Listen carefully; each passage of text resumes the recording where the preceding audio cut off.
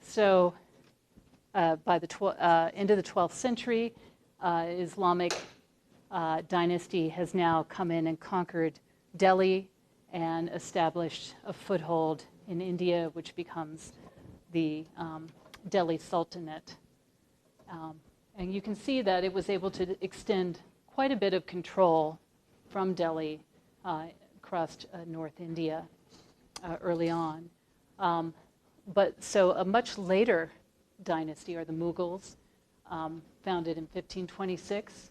And at their greatest height, they'll go almost down to Tamil Nadu, the Chola area, but not quite.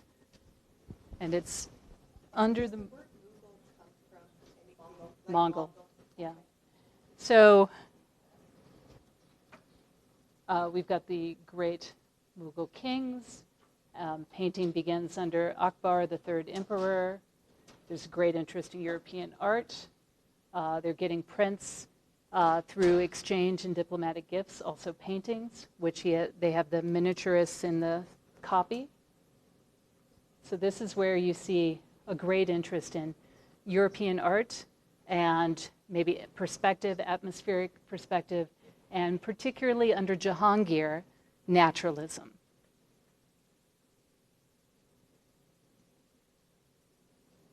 So these are paintings he commissioned from his artist.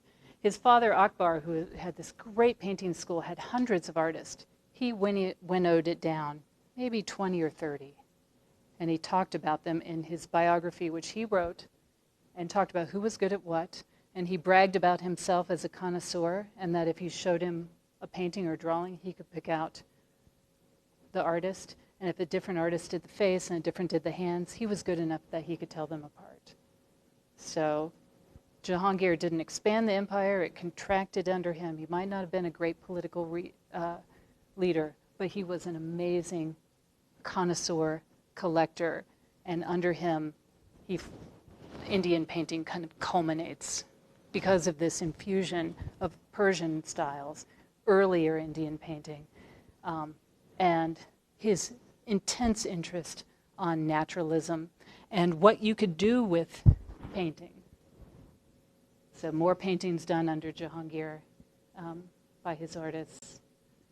This one you have, I gave you the Jahangir's description from the Asian reader about the death of his friend Inayat Khan, and on his deathbed he sent one of his artists to capture his likeness. He was dying, he was an opium addict. That became this painting, which is at the Bodleian. This is actually at the MFA in Boston. And this is the standard art history classroom comparison, to have students compare what are the strengths, what are the weaknesses, what can the drawing do that a finished painting cannot, vice versa. And it's incredible. There's also a great interest under Jahangir. Akbar was into manuscripts like the Shahnameh, and Jahangir was interested in albums. Books, beautifully put together books of images and calligraphy. And maybe they didn't tell a story, or maybe they were thematically linked. But rather than illustrated manuscripts of famous narrative stories and histories, he favored the album.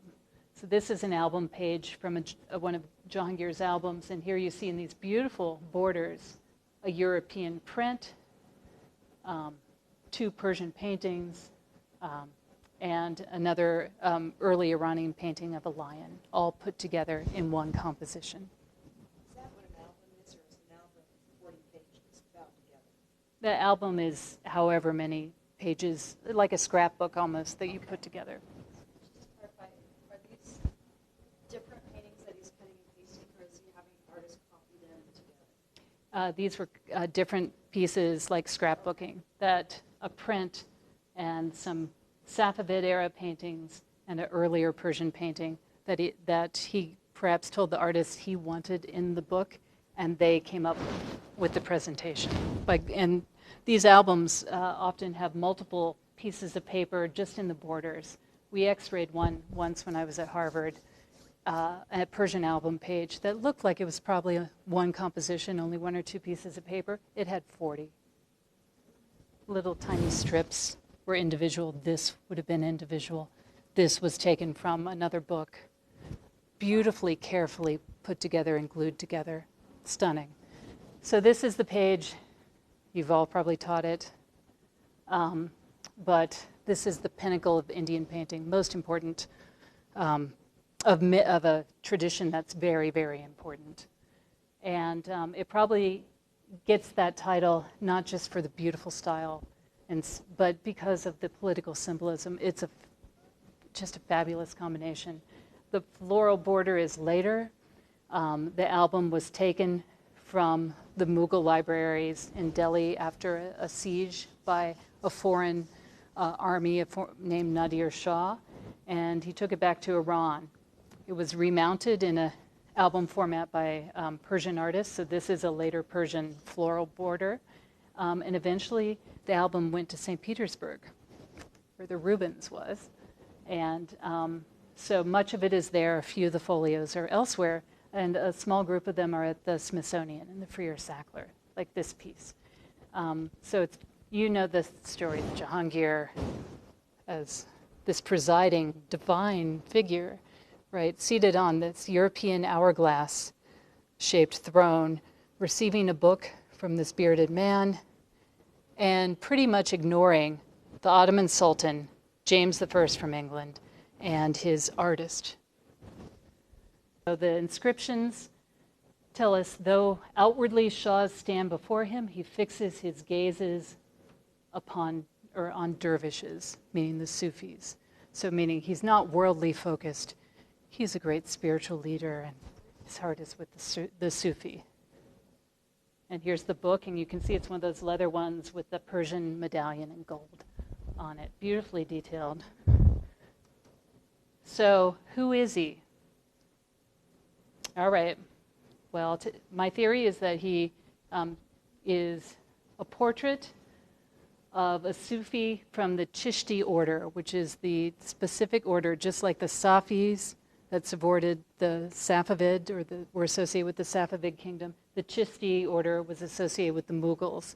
After Jahangir's father would pay visits to a Chishti Sufi at his abode in Fatehpur Sikri, this little area outside of Agra, and he would go to him for spiritual guidance and asking if he would have a son because he had no heir. And that Sufi, Chishti, predicted that he would have a son. And then Salim was born, and Salim became Jahangir. So that came true. Akbar put his faith that this is the lineage, this is my spiritual guide. He went and built his new capital city at Fatehpur Sikri, at the abode of the Sufi, and enshrined him there at his death.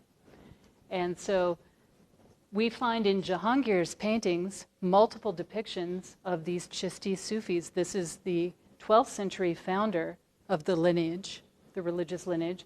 He is handing a globe of the world over to Jahangir, who's holding a globe of the world. They had the same inscriptions, and these were book pages. This is a spread that faced each other in one of Jahangir's albums. So there's clearly a political link Jahangir is making to this spiritual guidance of the Chishti order.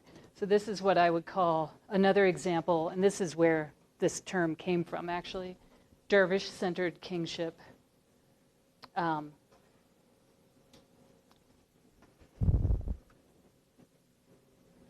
And then here we see, this is actually Salim's shrine at Fatehpur Sikri, this beautiful marble shrine. Until, you were only supposed to use marble for a shrine or a tomb of a holy man, spiritual leader, till the Taj Mahal. Well, and Jahangir's father-in-law, and that was a controversy too. But here's Jahangir holding a picture of his father Akbar, kind of offering this globe, worldly power to him. So he was all about the use of portraiture and political imagery to set up kind of propaganda about himself. So is this the founder, Muin al-Din Chishti, an imagined portrait of what he looked like? Or could this be the Sufi who was alive and counseling him, Shaikh Hussein Chishti? We don't know.